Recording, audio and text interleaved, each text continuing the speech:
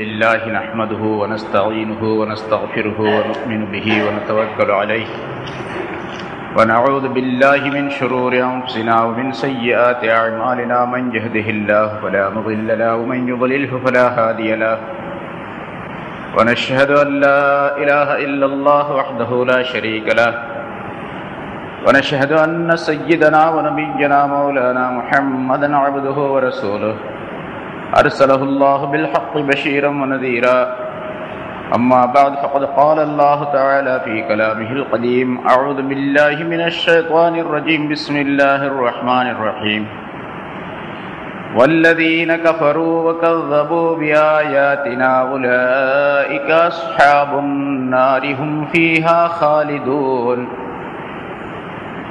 يا بني إسرائيل اذكروا نعمتي التي أنعمت عليكم وأوفوا بعهدي أوف بعهدكم وإياي فارهبون صدق الله العظيم. கண்ணியத்திற்குரிய பெரியோர்களே, சகோதரர்களே, சென்ற வாரம் சொல்லப்பட்ட ஆயத்தில் ஆதம் அலைஹிஸ்ஸலாம் அவர்களை அல்லாஹு தஆலா சொர்க்கத்திலிருந்து இந்த உலகுக்கு அனுப்பிய செய்தி பற்றி பல விளக்கங்கள் சொல்லப்பட்டன. நீங்கள் அனைவரும் இந்த சொர்க்கத்தை விட்டு நீங்கள் கீழே இறங்கி செல்லுங்கள். என் புறத்திலிருந்து உங்களுக்கு ஒரு நேர் வழி வந்தால்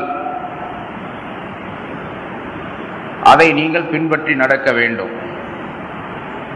என்னுடைய நேர்வழியை எவர் பின்பற்றுகின்றாரோ அவருக்கு எந்த விதமான பயமும் இல்லை, அவர்கள் கவலைப்படவும் மாட்டார்கள் என்பதாக அல்லாஹு தஆலா ஆதம் அலைஹிஸ்ஸலாம் அவர்களுக்கு சொன்னதாக குறிப்பிட்டான். அல்லாஹு தஆலா ஆதம் அலைஹிஸ்ஸலாம் அவர்களை உலகத்திற்கு அனுப்பி வைத்து வெறுமனே அவர்களை விட்டுவிடவில்லை. எந்த இடத்திலிருந்து அவர்கள் வந்தார்களோ அதே இடத்திற்கு திரும்பி செல்லுவதற்குரிய வழிமுறைகளையும் அல்லாஹு தஆலா சொல்லிக் கொடுத்தான். அதுதான் என்னுடைய நேர்வழி என்பதாக அல்லாஹ் இங்கே குறிப்பிடுகின்றார். அந்த நேர்வழியை எவர் முழுமையாக பின்பற்றி அந்த வழியிலே செல்லக்கூடியவராக ஆகிவிடுகின்றாரோ அவர் வந்த இடத்திற்கு திரும்பி செல்லக்கூடிய வாய்ப்பை அல்லாஹு தஆலா வழங்கி விடுகின்றான். அப்படி திரும்பி செல்லக்கூடிய அந்த இடத்தில் மறுபடியும் அவர் கவலையோ பயமோ இல்லாமல் வாழக்கூடிய அம்சங்களையும் அல்லாஹு தஆலா அமைத்து வைத்திருப்பதாக சொன்னார். ஆக அல்லாஹ் உலகத்திலே ஆதம் அலைஹிஸ்ஸலாம் அவர்கள் இறக்கப்பட்டதின் காரணமாக மனிதர்களுக்கு அல்லாஹு தஆலா நன்மைகளைத்தான் செய்திருக்கின்றானே தவிர தீமையை அவன் கொடுக்கவில்லை என்பதையும் சுட்டிக்காட்டுகின்றார். முன்னதாகவே சொல்லப்பட்டது, ஆதம் அலைஹிஸ்ஸலாம் அதாவது இன்சானை அல்லாஹ் தஆலா படைத்ததனுடைய நோக்கம் இன்சான் அல்லாஹுவை அறிந்து வணக்கம் செய்ய வேண்டும் என்பதற்காக வேண்டித்தான். அதற்கு முன்னதாக இரண்டு விதமான படைப்புகளை அல்லாஹ் தஆலா படைத்திருக்கின்றான். ஒரு படைப்பினம் ஒளியினால் படைக்கப்பட்டது, மற்றொரு படைப்பினம் நெருப்பினால் படைக்கப்பட்டது. இந்த இரண்டு சாரார்களிடத்திலும் அல்லாஹுவை அறிந்து வணங்கக்கூடிய தன்மையை அமைத்து விடவில்லை அல்லாஹ் தஆலா. குறிப்பாக தன்னிடத்தில் நெருக்கமாக இருக்கக்கூடிய மலக்குமார்களிடத்தில் அல்லாஹ் தஆலா அந்த தன்மையை அறவே வைக்கவில்லை. அதாவது விளங்கும் தன்மையை அவர்கள் எதை சொல்ல அல்லாஹ் தஆலா கட்டளையிடுகின்றானோ அதை செய்யக்கூடிய தன்மை உடையவர்களாக மட்டுமே இருந்தார்கள். ஒரு பொருளை பற்றி ஒரு விஷயத்தை பற்றி ஆய்வு செய்து அறிந்து பிறகு அதை விளங்கி செயல்படக்கூடிய தன்மை அவர்களிடத்தில் கிடையாது. நெருப்பினால் படைக்கப்பட்ட ஜின்களிடத்திலே அல்லாஹ் தஆலா ஓரளவு அந்த தன்மையை வைத்திருந்தார். விளங்கக்கூடிய தன்மை, அறியக்கூடிய தன்மை இருந்தாலும் மனிதனை போன்று முழுமையான அறிவு, விளக்கம், ஆய்வு என்பதையெல்லாம் அவர்களிடத்தில் வைக்கவில்லை. அதன் காரணமாக அவர்கள் அல்லாஹுக்கு கட்டுப்பட்டு நடப்பதை விட அவனுக்கு மாறு செய்து நடப்பதையே அதிகமாக தங்களிடத்தில் கொண்டிருந்தார்கள். அதன் காரணமாக அவர்கள் அழிக்கப்பட்டார்கள். மீதி இருந்தவர்கள் எல்லாம் இந்த பூமியின் பல பகுதிகளிலே ஒதுக்கப்பட்டார்கள். அது பற்றியுள்ள விவரங்கள் எல்லாம் சொல்லப்பட்டன. சென்ற வாரம் சொல்லப்பட்ட அந்த ஆயத்தில் மனிதர்களுக்கு அல்லாஹ் தஆலா பிரத்யேகமாக அவருடைய நேரான வழிமுறைகளை எல்லாம் அனுப்பி வைத்து சொல்லிக் கொடுத்து அதை பின்பற்றி நடப்பவருக்கு மீண்டும் சொர்க்கத்திற்கு வரக்கூடிய வாய்ப்பும் அங்கே பயம் இல்லாமல் கவலை இல்லாமல் வாழக்கூடிய நிலையையும் அல்லாஹ் தஆலா உண்டாக்கி வைத்திருப்பதாக சொன்னார். அப்படி அல்லாஹ்வின் மூலமாக வழங்கப்பட்ட அந்த நேர்வழியை எவர் நிராகரிக்கின்றாரோ, எவர் அதற்கு மாற்றம் செய்கின்றாரோ அப்படிப்பட்டவருக்கு தண்டனையும் உண்டு என்பதை இந்த ஆயத்தின் மூலமாக அல்லாஹ் தஆலா சொல்லி காட்டுகின்றான். வல்லதீன கஃபரு வகஸபு பிஆயாத்தினா, எவர் நிராகரிக்கின்றார்களோ நம்முடைய சட்டங்களை, நாம் சொல்லக்கூடிய விஷயங்களை நிராகரிக்கின்றார்களோ, நம்முடைய ஆயாத்துகளை, வசனங்களை, திருவசனங்களை பொய்யாக்குகின்றார்களோ, உலாயிக அந்த மனிதர்கள் அஸ்ஹாபுன் நார் நரகவாசிகள், அவர்கள் ஹும் ஃபீஹா காலிதூன் அவர்கள் அந்த நரகத்திலே நிரந்தரமாக இருப்பார்கள் என்பதாக குறிப்பிடுகின்றார். இரண்டு விஷயங்கள், அல்லாஹ் தஆலாவுடைய ஆயத்துகளை, அவனுடைய கட்டளைகளை மறுப்பது என்பது ஒன்று, பொய்யாக்குவது ஒன்று. இந்த இரண்டும் ஒன்று சேர ஒரு மனிதனிடத்தில் இருந்தாலும் அல்லது இரண்டில் ஏதேனும் ஒன்று இருந்தாலும் அந்த மனிதர் காஃபிர் என்பதாக தீர்ப்பளிக்கப்படுவார். அப்படிப்பட்ட மனிதர் இந்த உலகத்திலே தௌபா செய்து தன்னை திருத்திக் கொள்ளாமல் அப்படியே இருந்து இறந்து விட்டாரே ஆனால் அவர் நேரடியாக நரகம் செல்லக்கூடியவர். அந்த நரகத்திலிருந்து விடுதலை பெறுவதற்குரிய வாய்ப்பை அதற்கு பிறகு அவர் பெற்றுக்கொள்ளவே மாட்டார். எந்த மனிதருடைய சிபாரிசும் எவருடைய பரிந்துரையும் அங்கே ஏற்றுக்கொள்ளப்பட மாட்டாது. அவர் நிரந்தரமாக அந்த நரக தண்டனையிலே இருந்து கொண்டிருக்க வேண்டிய சூழ்நிலை ஏற்படும் என்பதை குறிப்பிடுகின்றார். காபிரானவர்கள் என்பதாக நாம் சொல்லுகின்றோம், அதாவது நிராகரிப்பவர்கள், அல்லாஹுடைய சட்டத்தை, அல்லாஹ் ஒருவன் என்பதை அல்லது அவருடைய சட்டங்களை நிராகரிப்பவர்கள். அதே போன்று அவருடைய ஆயத்துகளை பொய்யாக்கக்கூடியவர்கள் என்பதாகவும் அல்லாஹ் குறிப்பிட்டு அவர்கள் நரகவாசிகள் என்பதாக சொல்லுகின்றார். ஈமான் கொண்டிருக்கக்கூடிய சில மனிதர்கள், முஸ்லிம்கள், மூமின்கள் என்று சொல்லப்படக்கூடியவர்களிலே யாரேனும் ஒருவர் நிராகரிக்கக்கூடிய தன்மை பெரும்பாலும் மனிதர்களிடத்திலே, மூமின்களிடத்தில் இருக்காது.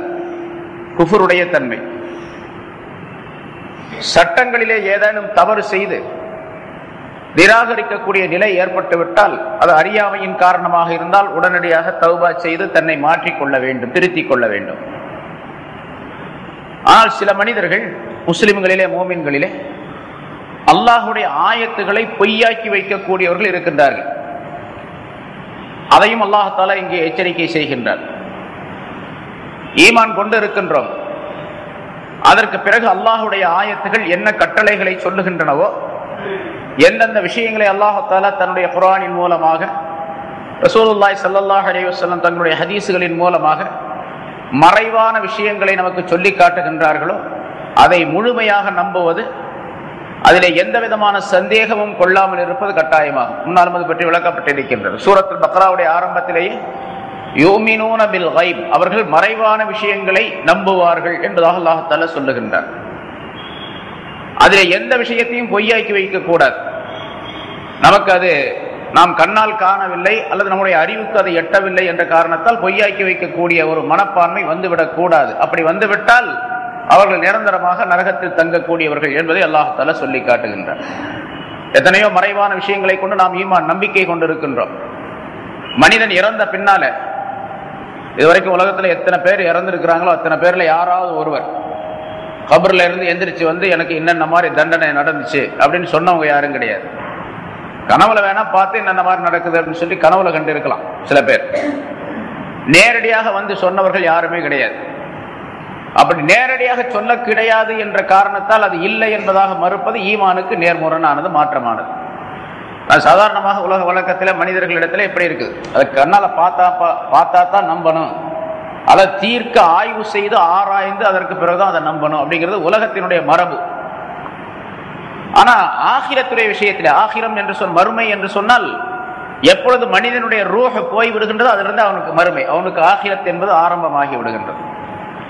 மறுமை நாள் என்று ஒன்று உண்டு, அது வேற, அது தீர்ப்பளிக்கப்படக்கூடிய நாள். ஒவ்வொருவருக்கும் இந்த உலகத்திலே என்ன செய்தோமோ அதற்குரிய பிரதிபலன்கள் வழங்கப்படக்கூடிய நாள். மாலிகி யௌமித்தீன் என்பதில் அதற்குரிய விளக்கம் சொல்லப்பட்டது. அது பிரதிபலன்கள் வழங்கப்படக்கூடிய நாள். இது ஒவ்வொரு மனிதருக்கும் மறுமை என்பது எப்பொழுது அவருடைய உயிர் போய் விடுகின்றதோ அந்த நேரத்தில் இருந்து என்பதாக குறிப்பிடப்பட்டிருக்கின்றது. ஒரு ஹதீஸ் இப்படி அருளப்பட்டிருக்கின்றது, இதா மாத்தல் இன்சானு காமத்தில் கியாமா, ஒரு மனிதன் இறந்து விட்டால் அவனுக்கு கியாமத்தினால் வந்து விட்டது என்று பொருளாகும். ஏன்னா இனிமேல் நிச்சயமாக கியாமத்தினாலே அவர் சந்திக்க போகின்றார். அதனுடைய தொடக்கம் அவர் இறந்து விட்ட நேரத்திலிருந்தே ஆரம்பமாகின்றது என்பதாக கருத்தாகும். எனவே கபருடைய வாழ்க்கை, அதற்கு பின்னால் உள்ள வாழ்க்கை, பிறகு மஹ்ஷருடைய வாழ்க்கை, சிராத்துல் முஸ்தகீம், மீசான் ஆகிய இந்த செயல்களை எல்லாம் என்னென்ன செயல்களை பற்றி நம்பிக்கை கொண்டு இருக்கின்றோமோ அதில் எந்த விதமான சந்தேகமும் வந்துவிடக் கூடாது. அப்படி வரக்கூடியவர்கள், சந்தேகம் உள்ளவர்கள் அல்லது அதை மறுப்பவர்கள், பொய்யாக்கி வைக்கக்கூடியவர்கள் நரகவாசிகள் என்பதாக அல்லாஹ் தஆலா குறிப்பிடுகின்றார். ஈமான் கொண்டிருக்கக்கூடிய நாம் அந்த விஷயத்திலே மிக ஜாக்கிரதையாக இருக்க வேண்டும். ஏன்னா சில பேர் இப்படி சொல்லக்கூடியவர்கள் இருக்கிறாங்க, கபருக்கு போன பிறகும் பார்த்துக்கலாங்க, கபூரில் இருக்கக்கூடிய வேதனை தண்டனை நமக்கு என்ன தெரிய போகுது, நமக்கு தெரிஞ்சுக்கிட்டா இருக்கு, யாரா சொல்லி இருக்கிறாங்களா, அதனால கபருக்கு போன பிறகும் பார்த்து கொள்ளலாம். கபருடைய வேதனை தண்டனை, அங்கே நடக்கக்கூடிய நிகழ்ச்சிகள் எல்லாம் உண்மையானவை என்ற நம்பிக்கை கொண்டுதான் ஈமான் என்ற பெயரை, மூமின் என்ற பெயரை நாம் பெற்று இருக்கின்றோம். அன்னைக்கு கூட ஒருத்தர் சொன்னாராம், நீங்க தான தர்மம் செய்யுங்க, அது ஒரு டொனேஷன், ஏதோ ஒரு அன்பளிப்பு, ஒரு இதுக்காக வேண்டி, ஒரு நிதிக்காக வேண்டி கேட்க போயிருக்கிறாங்க. சமீபத்தில் ஒரு 4-5 நாளைக்கு முன்னால் நடந்தது. ஒரு நல்ல மனிதர், அவரை பற்றி சாதாரணமாக தொழ வருகின்றார், ஜும்மா தொழ வருவார், மற்ற நேரங்களில் அவர் வர்றதில்லை. இருந்தாலும் ஒரு முஸ்லீமானவர் என்ற நம்பிக்கையில் கொஞ்சம் வசதி படைத்தவர் என்று பார்த்தா டொனேஷனுக்காக போயிருக்கிறாங்க. போனவங்க சொல்லியிருக்கிறாங்க, இதை சதகத்துன் ஜாரியாவாக, நிரந்தரமான தர்மமாக இருக்கும், நீங்க இந்த தர்மம் கொடுக்கறதுனால உங்களுக்கு கபருடைய வாழ்க்கைக்கு இது வந்து சேரும், கியாமத்தினால் நமக்கு உதவக்கூடியது இந்த மாதிரி தர்மங்கள் தான் அப்படின்னு சொல்லி அவர் போனவர் ஒரு ஹதீஸ் எல்லாம் சொல்லியிருக்காரு. அவர் சொல்லியிருக்காரு, அட கியாமத்தினால ஏங்க இப்ப பேசுறீங்க, இப்ப தர்மம் காசு வேணும்னா வாங்கிட்டு போங்க, என்னால முடிஞ்சா கொடுக்குறேன், இல்லைன்னா இல்லை. கியாமத்தினால யாருங்க பார்த்துக்கிட்டு இருக்கிறது, யாராவது பார்த்து வந்து சொல்லியிருக்கிறாங்களா இது வரைக்கும்? பார்த்துட்டு சொன்னாலாம் கிடையாதுங்க, அதை போய் பேசிட்டு இருக்கிறீங்களே, இருக்கிறத சொல்லுங்க என்று சொன்னாராம். இப்ப அவருக்கு எந்த அளவுக்கு அவருடைய ஈமான் இருக்கும் என்பதை நாம் சிந்தித்து பார்க்க வேண்டும். இது மாதிரி பல பேர் இருக்கிறாங்க, ஒருத்தர் சொல்லிப்பட்டாரு, சொல்லாத ஆளுங்க நிறைய பேர் இருக்கிறாங்க. அதனால எப்பொழுது குர்ஆனை நாம் ஏற்றுக்கொண்டு மூமின்கள் என்று நமக்கு பெயர் சூட்டி கொண்டோமோ அந்த நேரத்திலே உடனடியாக குர்ஆனுடைய என்னென்ன சட்டங்கள், என்னென்ன விஷயங்கள் இருக்கின்றனவோ மறைமுகமாக நமக்கு தெரியாத நம்பிக்கை கொண்ட விஷயங்கள், அவை அனைத்தையும் முழுமையாக நம்ப வேண்டும். அதுல பொய்யாக்கி வைக்கக்கூடிய நிலையோ சந்தேகப்படக்கூடிய நிலையோ ஏற்பட்டால் அது தண்டனைக்குரிய விஷயமாக ஆகிவிடும் என்பதையும் அல்லாஹ் தஆலா எச்சரிக்கை செய்கின்றார். முன்னால் அல்லாஹ் தஆலா ஆதம் அலைஹிஸ்ஸலாம் அவர்களை இறக்கி வைத்து அவர்களுக்கு ஒரு நேரான வழியை கொடுத்து அந்த வழியை பின்பற்றக்கூடியவர்கள் சொர்க்கவாசிகள், அவர்களுக்கு பயம் கிடையாது, கவலை கிடையாது என்று சொல்லி அல்லாஹ் தஆலா காபிர்களை பற்றி அதற்கு நேர் மாறாக நிராகரிக்கக்கூடியவர்களுக்கு தண்டனை இருக்கின்றது என்பதை பற்றியும் சொல்லுகின்றார். இப்ப சொர்க்கம் இருக்கின்றது என்பதையும் முன்னால் உறுதிப்படுத்துகின்றான். அதே போன்று நரகமும் உண்டு என்பதை அல்லாஹ் தஆலா தெளிவுபடுத்துகின்றான், தண்டனை இருக்கின்றது. இதுவரைக்கும் 39 ஆயத்துகள் சூரத் பக்ராவில் இருந்து இப்பொழுது வாசிக்கப்பட்ட இந்த ஆயத்து, இந்த சொல்லப்பட்ட ஆயத்து வரைக்கும் மூமின்களை பற்றி ஆரம்பத்தில் அல்லாஹ் தஆலா சொன்னார். அதற்கு பிறகு காஃபிர்களை பற்றி சில நிகழ்ச்சிகள், சில விஷயங்கள், அதற்கு அடுத்ததாக முனாஃபிகீன்களை பற்றி பல விஷயங்களை அல்லாஹ் தஆலா சொல்லி காட்டினார். அவர்களுடைய தன்மைகள், அவருடைய விவரங்கள் எல்லாம் சொல்லி காட்டினார். பிறகு ஆதம் அலைஹிஸ்ஸலாம் அவர்களை படைத்ததையும், அவர்களுக்கு அல்லாஹ் தஆலா என்னென்ன ஆற்றல்களை, அறிவுகளை எல்லாம் கொடுத்தான் என்பதையும், மலக்குகள் எப்படிப்பட்டவர்கள், அவர்கள் எப்படி இருந்தார்கள், என்ன செய்தார்கள் என்பது பற்றி உள்ள விளக்கங்களை எல்லாம் அல்லாஹ் தஆலா சொல்லி காட்டி, பிறகு ஆதம் அலைஹிஸ்ஸலாம் அவர்களை சொர்க்கத்திலிருந்து இந்த பூமிக்கு இறக்கி வைத்த விஷயம், அது ஷைத்தானுடைய தூண்டுதலின் காரணமாக ஏற்பட்ட நிகழ்ச்சி ஆகியவற்றை எல்லாம் அல்லாஹ் தஆலா சொல்லி காட்டி நல்லவர்கள் தீயவர்கள் என்பதை பற்றி குறிப்பிட்டார். ஆக இதுவரைக்கும் இந்த 39 ஆயத்துகளிலே மூமின்கள் என்று ஒரு சாரார், காஃபிர்கள் என்று ஒரு சாரார், முனாஃபிகீன்கள் என்று ஒரு சாரார், இந்த 3 கூட்டத்தார். அடுத்ததாக உள்ள ஆயத்திலே இதிலிருந்து இப்ப சொல்ல யா பனி இஸ்ராயில் என்று தொடங்கப்படக்கூடிய இந்த ஆயத்திலிருந்து 40வது ஆயத்திலிருந்து இந்த முதல் ஜுஸ் அலிஃப் லாம் மீம் என்ற ஜுஸ் இருக்கின்றதை இதனுடைய கடைசி வரைக்கும் ஏறத்தாழ யூத கிறிஸ்தவர்களை பற்றி, வேதக்காரர்களை பற்றி உள்ள பல்வேறு விஷயங்களை அல்லாஹ் தஆலா இப்ப சொல்ல ஆரம்பிக்கின்றான். இங்கிருந்து யா பனி இஸ்ராயில், இஸ்ராயீலுடைய மக்களே, இஸ்ராயீலுடைய மக்களே. பொதுவாக பனு இஸ்ராயில் என்பதாக ஒரு கூட்டத்தாரை நாம் சொல்லுவோம். பனு இஸ்ராயில் சொன்னா இஸ்ராயலுடைய மக்கள் அப்படின்னு அர்த்தம். யா பனி இஸ்ராயீல, இஸ்ராயீலுடைய மக்களே. உதுகுரு நிஅமதி அல்லதி அன்அம்து அலைக்கும், என்னுடைய பாக்கியங்களை நீங்கள் நினைவு கூர்ந்து பாருங்கள். அல்லதி எப்படிப்பட்ட பாக்கியங்கள் என்றால், அன்அம்து அலைக்கும் நான் உங்களுக்கு செய்திருக்கின்றேனே, உங்களின் மீது நான் பொழிந்திருக்கின்றேனே, அப்படிப்பட்ட என்னுடைய நியாமத்துகளை, என்னுடைய பாக்கியங்களை நீங்கள் நினைவு கூர்ந்து பாருங்கள். அப்படி நினைவு கூர்ந்து பார்த்து வஅஃபு பிஅஹ்தி, என்னுடைய வாக்குறுதியை, என்னுடைய ஒப்பந்தத்தை நீங்கள் நிறைவேற்றுங்கள். அப்படி நீங்கள் நிறைவேற்றினால் ஊஃபி பிஅஹ்திக்கும், நான் உங்களுக்கு செய்து கொடுத்த உடன்படிக்கையை நிறைவேற்றுகின்றேன். வஇய்யாய ஃபர்ஹபூன், இந்த விஷயத்தில் என்னையே நீங்கள் பயந்து கொள்ளுங்கள் என்பதாக அல்லாஹ் தஆலா பனு இஸ்ராயில் என்ற ஒரு கூட்டத்தாரை நோக்கி அல்லாஹ் தஆலா சொல்லுகின்றார். இந்த ஆயத்து பல்வேறு விளக்கத்திற்குரியது. பல சட்டங்கள், பல விளக்கங்களை அல்லாஹ் தஆலா இதிலே குறிப்பிடுகின்றார். பனி இஸ்ராயில் அல்லது பனு இஸ்ராயில் என்று சொன்னால் இஸ்ராயீலுடைய மக்கள் என்று பொருள். இஸ்ராயில் என்பது இஸ்ராயில் அல்ல. இஸ்ராயல்னா அது ஒரு மலக்குக்கு பேரு, ரூஹு வாங்கக்கூடிய மலக்கு பேரு. இது இஸ்ராயில்.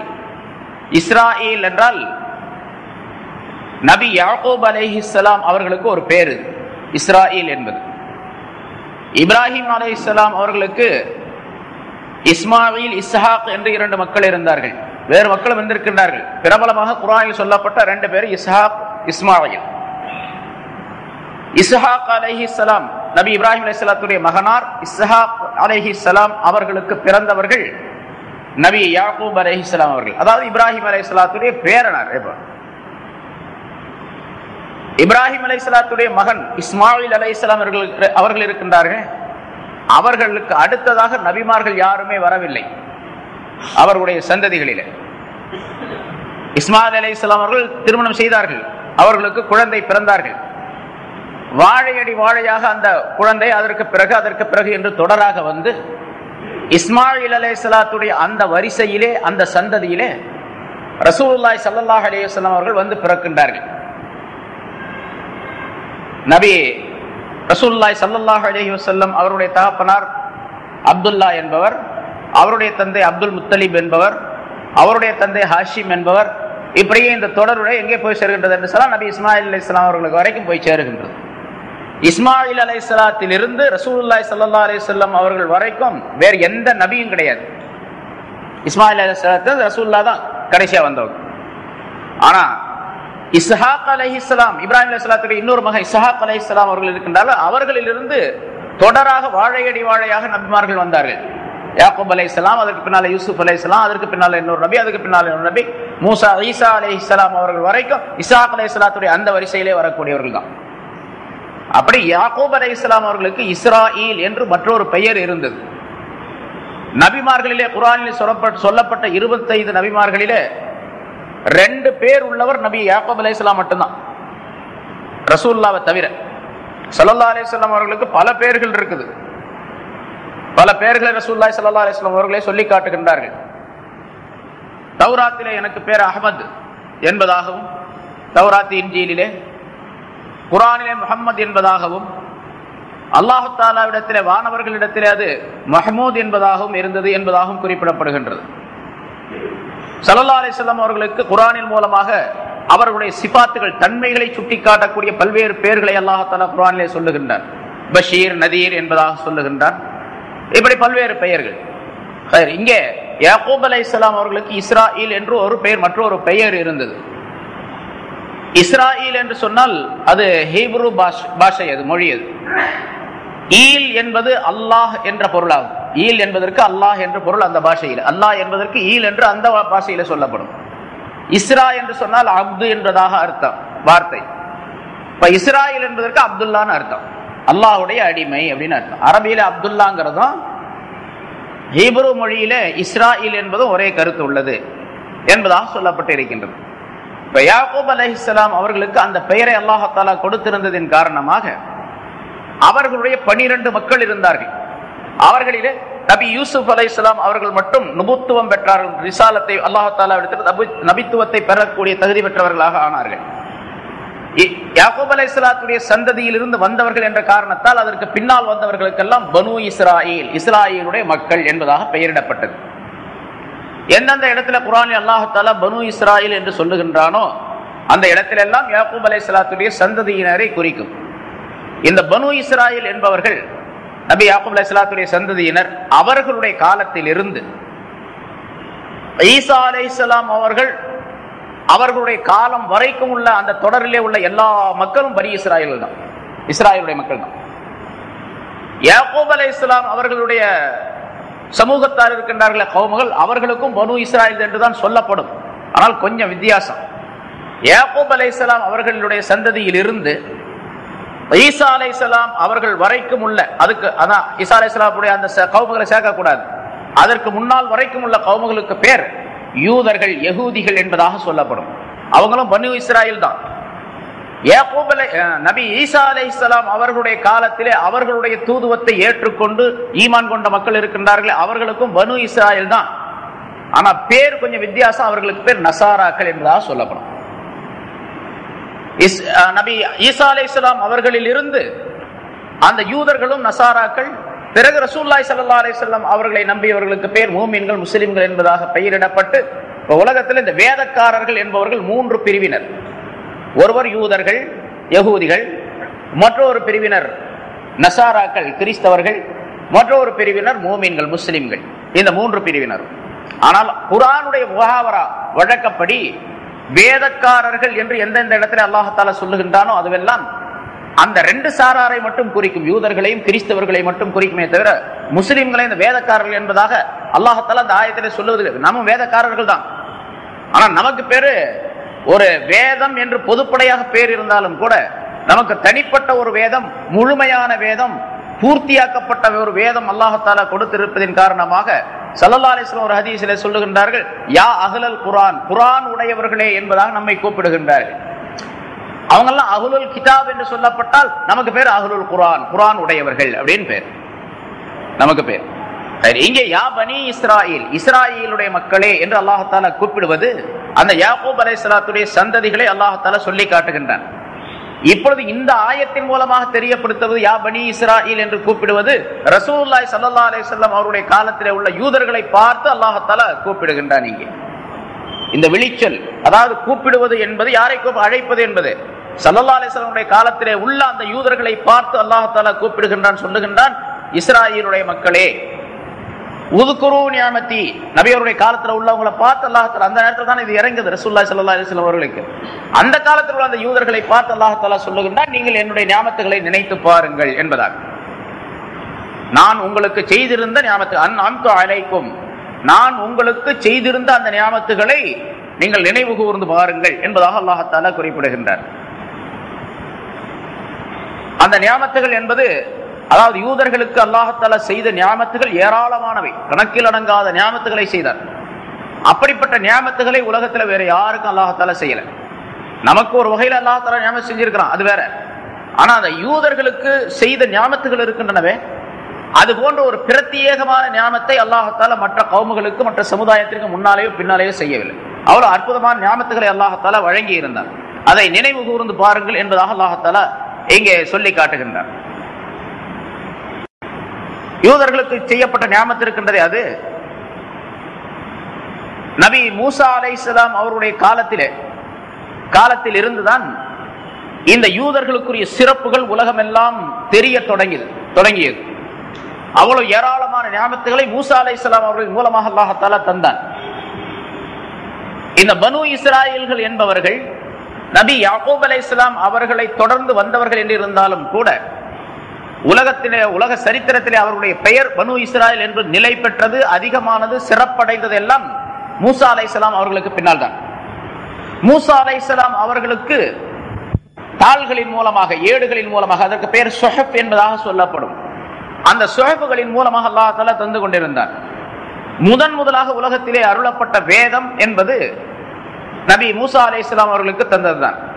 இப்ப மூசா அலைஹிஸ்ஸலாம் அவர்களுக்கு அப்படி ஒரு வேதத்தை தந்து ஒரு பெரிய அரசனை எதிர்த்து பல்வேறு விதமான தியாகங்களை செய்து பல சரித்திர நிகழ்ச்சிகளை நடத்தி காட்டியதின் காரணமாக அல்லாஹ் அந்த இடத்திலிருந்து, அதாவது மூசா அலைஹிஸ்ஸலாம் அவருடைய காலத்திலிருந்து இந்த பனு இஸ்ராயேலுடைய மதிப்பையும் அவர்களுடைய செல்வாக்கையும் அவருடைய பெயரையும் அல்லாஹ் உலகத்தில் பல்வேறு விதமாக வெளியாக்கி காட்டக்கூடிய சூழ்நிலை ஏற்பட்டது. ஆகவே இந்த இடத்துல நான் செய்திருக்கக்கூடிய நியாமத்துகளை நீங்கள் நினைவு கூர்ந்து பாருங்கள் என்று சொல்லும் பொழுது, பல்வேறு நியாமத்துகள் முன்னாலும் பின்னாலும் இருந்தாலும் கூட நபி மூசா அலைஹிஸ்ஸலாம் அவருடைய காலத்திலே இந்த மனிதர்களுக்கு செய்த நியாமத்துகள் ஏராளமானவை. ஆகவே ஃபிரௌன் என்ற அந்த கொடுங்கோலனுடைய ஒரு கடுமையான தண்டனையை விட்டும் உங்களை நாம் எப்படியெல்லாம் காப்பாற்றினோம் என்பதை நீங்கள் நினைவு கூர்ந்து பாருங்கள் என்பதாக அல்லாஹ் தஆலா அதை குறிப்பிட்டு காட்டுகின்றான் இங்கே என்று விளக்கம் தரப்படுகின்றது. நபி மூசா அலைஹிஸ்ஸலாம் அவர்கள் நபியாக அனுப்பப்பட்ட நேரத்தில் ஃபிரௌனுடைய கொடுமைக்கு உள்ளானவர்களாக இந்த பனு இஸ்ராயேல் என்பவர்கள் அகப்பட்டுக் கொண்டிருந்தார்கள். எகிப்து நாட்டிலே ஃபிரௌன் என்பவன் ஆட்சி செய்தான். ஃபிரௌனை சார்ந்த அந்த கபீலா கூட்டங்கள் இருக்கின்றார்கள், அவர்களுக்கு பெயர் கிபுத்திகள் என்பதாக சொல்லப்படும். இந்த கிபுத்தி இனத்தினருக்கு அடிமைகளாக, வேலைக்காரர்களாக, பல்வேறு விதமான சிரமமான காரியங்களை எல்லாம் செய்து கொடுப்பவர்களாக இருந்தவர்கள் பனு இஸ்ராயேல்கள். இவர்கள் தான் அந்த யாக்கூப் அலைஹிஸ்ஸலாத்துடைய சந்ததியிலிருந்து வந்தவர்கள். இப்பொழுது அந்த ஃபிரௌனுடைய கூட்டத்தினர், ஃபிரௌனும் ஃபிரௌனுடைய கூட்டத்தினரும் பனு இஸ்ராயேல்களை தங்களுக்கு அடிமைகளாக ஆக்கி கொண்டு பல்வேறு விதமான தொந்தரவுகளை, துன்பங்களை, சிரமங்களை எல்லாம் அவர்களுக்கு கொடுத்து கொண்டிருந்தார்கள். எந்த அளவுக்கு என்று சொன்னால், மனிதன் தாங்க முடியாத சிரமங்களை எல்லாம் அந்த ஃபிரௌனுடைய கூட்டத்தார், ஃபிரௌனும் ஃபிரௌனுடைய கூட்டத்தாரும் இந்த மக்களுக்கு கொடுத்து கொண்டிருந்தார்கள். நாட்டிலே ஏற்படக்கூடிய எல்லா விதமான வேலைகளையும் அவர்களே செய்ய வேண்டும். பாலங்கள் கட்டுவது, வீடுகள் கட்டுவது, மாளிகை கட்டுவது, பெரும் பெரும், அதாவது நாம் சாதாரணமாக அந்த காலத்தில் ஒட்டகங்கள், மாடுகள், எருமைகள் மூலமாக செய்யப்படக்கூடிய வேலைகளை எல்லாம் மனிதர்கள் செய்து கொண்டிருந்தார்கள்.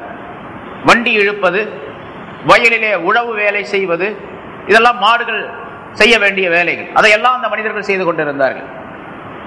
ஒரு இடத்திலிருந்து, ஒரு ஊரிலிருந்து மற்றொரு ஊருக்கு சுமைகளை ஏற்றி செல்லுவது, மாடுகள், ஒட்டகங்கள், குதிரைகளின் மீது ஏற்றக்கூடிய சுமைகளை எல்லாம் பனு இஸ்ராயேல்கள் மீது ஏற்றிக்கொண்டு அவர்கள் செல்லுவார்கள். கட்டடங்கள் கட்டுவதற்காக வேண்டி கடுமையான உழைப்பை அவர்கள் செய்து கொண்டிருந்தார்கள். சில நேரங்களிலே இந்த கிபுத்தி இனத்தை சேர்ந்தவர்கள் பனு இஸ்ராயேல் என்ற இந்த அடிமைகளின் மீது சவாரி செய்து கொண்டு அவர்களை சுமந்து செல்லக்கூடிய வாகனங்களாக கூட இந்த பனு இஸ்ராயேல் இருந்திருக்கின்றார்கள். இப்படியெல்லாம் மிக கொடுமைக்கு உள்ளாக்கப்பட்டார்கள் அந்த பனு இஸ்ராயேல் ஃபிரௌன் என்ற அந்த கொடுங்கோலனின் காரணமாக. அது வாழையடி வாழையாக மிக நீண்ட காலம் இந்த கொடுமை நடந்து கொண்டே வந்திருக்கின்றது. பனு இஸ்ராயேலுக்கு தாங்க முடியாத, சொல்ல முடியாத அப்படிப்பட்ட கொடுமைகள் எல்லாம் நிகழ்த்தி கொண்டு வந்தார்கள். மூசா அலைஹிஸ்ஸலாம் அவர்களை அல்லாஹ் தஆலா நபியாக அனுப்பி அவர்களின் மூலமாக ஃபிரௌனுடைய அந்த கொடுமையிலிருந்து விடுதலை பெறக்கூடிய ஒரு அற்புதமான நிலையை, சுகமான நிலை இந்த பனு இஸ்ராயேலுக்கு அல்லாஹ் தஆலா உண்டாக்கி வைத்தார். உண்டாக்கி வைத்தது அவர்களிடத்து அந்த கொடுமையிலிருந்து விடுதலை பெற்றது மட்டுமல்லாமல் அடிமைகளாக இருந்தவர்கள் எல்லாம் சுதந்திரமான மனிதர்களாக ஆக்கப்பட்டார்கள். அந்த பனி இஸ்ராயேல்கள் சுதந்திரமான மனிதர்களாக மட்டுமல்ல, பல்வேறு விதமான, பின்னால் அது பற்றி சொல்லப்படும். அல்லாஹ் தஆலா அடுத்த ஒரு 4-5 ஆயத்துக்கு பின்னால் அது பற்றி சம்பவம் சொல்லப்படுகின்றது. அப்ப சொல்லுவாங்க ஃபிரௌன் எப்படி அழிந்தான், மூசா அலைஹிஸ்ஸலாம் அவர்கள் எப்படி காப்பாற்றப்பட்டார்கள் என்பது பற்றி உள்ள விளக்கங்கள். இப்ப ஃபிரௌனுடைய பிடியில் இருந்து மூசா அலைஹிஸ்ஸலாம் அவர்களும் அந்த மக்களும் காப்பாற்றப்பட்டது. அது ஒரு பெரிய நியாமத். அல்லாஹ் தஆலா இந்த மனிதர்களுக்கு செய்திருக்கக்கூடிய பெரிய நியாமத். அதே போன்று ஃபிரௌனுடைய பிடியிலிருந்து காப்பாற்றியது மட்டுமல்ல, கொடுமை செய்த அந்த ஃபிரௌனை சேர்ந்த பல லட்சக்கணக்கான மக்களையும் ஒரே ஒரு நிமிஷ நேரத்தில் அல்லாஹ் தஆலா செங்கடலிலே மூழ்கடித்து அத்தனை பேரையும் சாகடித்தான், அழித்தான், நாசமாக்கினான். அதையும் அல்லாஹ் தஆலா 2-3 ஆயத்துக்கு பின்னால் சொல்லி காட்டுகின்றான். ஃபிரௌனையும் ஃபிரௌனை சார்ந்தவர்களையும் அல்லாஹ் தஆலா அழித்தான். அழித்த பின்னாலே அந்த நாட்டில் மக்களே இல்லாத சூழ்நிலை ஏற்பட்டு விட்டது. எகிப்து நாட்டிலே பெரும் பெரும் மாளிகைகள் கூட, மாட மாளிகைகள் கூட, கோபுரங்கள், மிகப்பெரிய தோட்டம் துறவுகள், வசதியான பல்வேறு விதமான செழிப்போடு அவர்கள் வாழ்ந்து கொண்டிருந்தார்கள். அந்த ஃபிரௌனும் ஃபிரௌனை சார்ந்தவர்கள். இந்த ஃபிரௌனையும் ஃபிரௌனை சார்ந்தவர்களையும் பல லட்சக்கணக்கான மக்களை ஒட்டுமொத்தமாக ஒரே நேரத்திலே ஒரு சில வினாடிகளிலே அழித்த பின்னாலே அல்லாஹ் தஆலா வேறொரு இடத்திலே குர்ஆனில் சொல்லி காட்டுகின்றான், அவர்கள் விட்டு சென்ற அந்த மாட மாளிகைகள், கூட கோபுரங்கள், சொத்துக்கள், தோட்டம் துறவுகள், வயல்கள், இப்படி பல்வேறு விதமான செல்வ செழிப்புள்ள பல்வேறு விதமான சொத்துக்களை எல்லாம் இந்த பனி இஸ்ரவேலர்களுக்கு அல்லாஹ் தஆலா வாரிசாக்கி வைத்தான். அந்த சொத்துக்களுக்கெல்லாம் உரியவர்களாக இவர்களாகிவிட்டார்கள். மாறாக எப்படி அவர்கள் இருந்து கொண்டிருந்தார்களோ அதே அந்த மாற்றமான ஒரு நிலையை அல்லாஹ் தஆலா உண்டாக்கி, இது அந்த பனி இஸ்ராயேலுக்கு அல்லாஹ் தஆலா செய்த பெரிய நிஅமத். கடலை பிளக்க செய்து பனி இஸ்ராயேல், மூசா அலைஹிஸ்ஸலாம் அவர்களையும் பனி இஸ்ராயேலையும் அல்லாஹ் தஆலா அந்த வழியாக கொண்டு சென்று அவர்கள் கரை ஏறிய உடனே பிராவுனுடைய கூட்டத்தாரும் உள்ளே நுழைந்த நேரத்தில் கடலை மூட செய்து அல்லாஹ் தஆலா அவர்களை அழித்தார். இது ஒரு பெரிய நிஅமத். பிறகு மூசா அலைஹிஸ்ஸலாம் அவர்களும் அவருடைய கௌமுகளுக்கும் அல்லாஹ் தஆலா ஒரு வழியை காட்டி ஒரு இடத்திலே அவர்கள் தங்கி இருந்தார்கள். தீஹ் என்ற ஒரு பெரிய பாலைவனத்திலே தங்க வேண்டிய சூழ்நிலை ஏற்பட்டது. மூசா அலைஹிஸ்ஸலாம் அவர்களோடு இருந்தவர்கள் சுமார் 6 லட்சம் மக்கள் என்பதாக சொல்லப்படுகின்றது சரித்திரத்தில். இந்த 6 லட்சம் பேர் ஒரு இடத்துல தங்கி இருக்கிறாங்க. ஒரு பாலைவனம் தான். குடிசை போடுவதற்கோ கூடாரம் போடுவதற்கோ எந்த வகையான பொருள்களும் வசதிகளும் வாய்ப்புகளும் ஒரு இடத்துல கிடையாது. இந்த தருணத்திலே அல்லாஹ் தஆலா கடுமையான பாலைவனம், கடுமையான வெயில் உள்ள நிலை. அந்த நேரத்தில் நிழல்களை அல்லாஹ் தஆலா இவர்களுக்கு முகடுகளாக ஆக்கி தந்தான். எப்படி வீட்டுக்குள்ளே இருந்தால் நிழலாக இருக்குமோ அதே போன்று மேகத்தை நிழலிட்டு அவர்களுக்கு கூடாரமாக அதை ஆக்கி தந்தார் அல்லாஹ் தஆலா. இது உலகத்தில் வேற யாருக்கும் செய்து தராத நியாமத். கடலை பிளந்து வேற எந்த நம்பிக்கையும் கிடையாது. கடலை பிளந்து அந்த தரை வழியாக இவர்களை நடந்து சென்று இவர்கள் காப்பாற்றப்பட்டார்கள். அது ஒரு பெரிய நியாமத். அதே போன்று அவர்கள் தங்கி இருந்த இடத்திலே மேகத்தை நிழலாக ஆக்கி அவர்களுக்கு கூரையாக, டென்டாக அல்லாஹ் தஆலா ஆக்கி கொடுத்தது ஒரு பெரிய நியாமத். அது மட்டுமல்லாமல் அந்த இடத்திலே அவர்கள் எந்த விதமான உணவு பொருள்களும் இல்லாதவர்களாக அல்லது உணவுப் பொருள்களை பெற்றுக் கொள்வதற்குரிய வாய்ப்போ வசதியோ இல்லாதவர்களாக பசியால் துடித்துக் கொண்டிருந்த நேரத்தில் அல்லாஹ் தஆலா சொர்க்கத்திலிருந்து உணவுகளை அல்லாஹ் தஆலா இறக்கி வைத்தார். அதற்கு மண்ணு சல்வா என்பதாக சொல்லப்படும். பின்னால் அந்த ஆயத்து வரும். மண் என்று ஒரு உணவு, சல்வா என்று ஒரு உணவு. அந்த 2 விதமான பொருள்களை தட்டுத்தட்டாக அடுக்கடுக்காக வந்து அந்த 6 லட்சம் மக்களுக்கும் இறங்கியது. எப்பொழுதெல்லாம் அவர்களுக்கு பசிக்கின்றதோ அந்த நேரத்தில் அல்லாஹ் தஆலா இறக்கி வச்சான். அது பின்னால அது சம்பவம் சொல்லப்படும். எப்படி இறக்கி வச்சா, என்னென்ன செஞ்சாங்க அப்படிங்கிறது. இது ஒரு பெரிய நியாமத். அப்படி சாப்பிட்டுக்கிட்டு இருந்தவங்க கோழியா சாப்பிட்றாரு. ஒரு வச்சுங்க, ஒருத்தர் ஃப்ரை பண்ண கோழியா சாப்பிட்றாரு. ஒரு 10 தடவை சாப்பிட்டாருன்னா என்னடா ரொம்ப மோசமா இருக்குது அப்படின்னு சொல்லி அப்புறம் வேற ஒரு உணவு தேடும். மனிதனுடைய இயல்பான நிலை. பிரியாணியா சாப்பிட்றவரை கேட்டு பாருங்க, பிரியாணி நல்லா இல்லைன்னு பாரு. பிரியாணியா சாப்பிட்டுட்டு இருக்காரு, நல்லா இல்லைன்னு சொல்லுவார். அது மெட்ராஸ்காரங்களுக்கு ரொம்ப அனுபவம் இருக்கும். ஏன்னா மற்ற இடங்களை விட மெட்ராஸ் தான் நிறைய பிரியாணி கிடைக்கும். விருந்துகள்ல, மற்ற இடங்கள்ல, கல்யாணங்கள்லாம் பிரியாணினா கொஞ்சம் கசப்பா இருக்கும். பிரியாணியை சாப்பிடாத கேட்டீங்கன்னா பிரியாணி தான் இருக்கிறதுலே டாப் உணவு அப்படின்னு அவர் சொல்லுவார். இருக்கிறதுலே மோசமான உணவு பிரியாணி. சாப்பிட்டு பார்த்த பழக்கப்பட்டதுன்னா அதான் மோசம். அது மாதிரி மண்ணு செல்வா என்ற ஒரு அற்புதமான உணவு வானுலகத்திலிருந்து, சொர்க்கத்திலிருந்து வந்தா எப்படி இருக்கும்? ரொம்ப இனிமையான உணவு. அதை சாப்பிட்டுக்கிட்டே இருந்தவர் கொஞ்ச நாள் கழிச்ச உடனே இது என்ன உணவு, நல்லா இல்லை, எங்களுக்கு கீரை பருப்பு இதெல்லாம் இருந்தால் நல்லா இருக்கும் அப்படின்னு சொன்னாங்க. உடனே அல்லாஹ் தஆலா ஸ்டாப் பண்ணிட்டான், அப்படின்னு நிறுத்திட்டான். கீரை பருப்பு வேணும்னு சொன்னா பாலைவனத்தில் நீங்க உட்கார்ந்து இருக்கிறீங்க, கீரை பருப்பெல்லாம் கிடைக்காது. ஏன்னு கேட்டா இந்த மண்ணுல வந்து ஒன்றும் விளையாது.